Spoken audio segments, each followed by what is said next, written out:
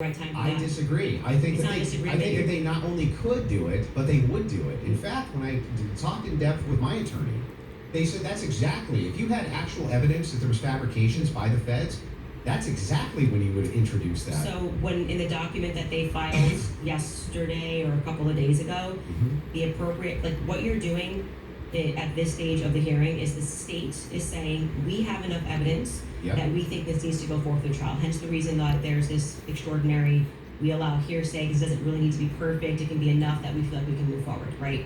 And okay, I disagree with that in general when somebody's rotting in prison, but whatever.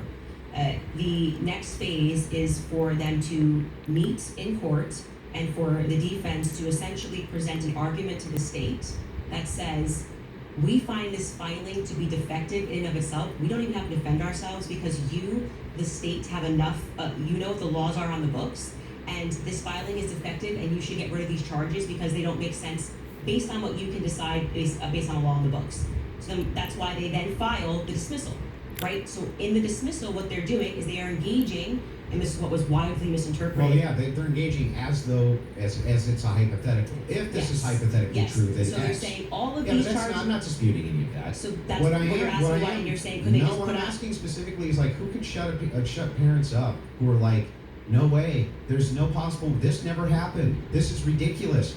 They would be shouting it on CNN. They would be shouting it from the rooftops. They would be losing their minds. And you're like, no, the gag order would be enough to keep them quiet.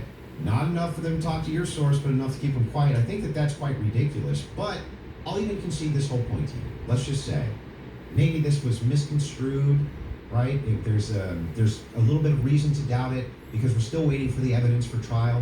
If that's the case, then why not take the same standard for the evidence that you present? You just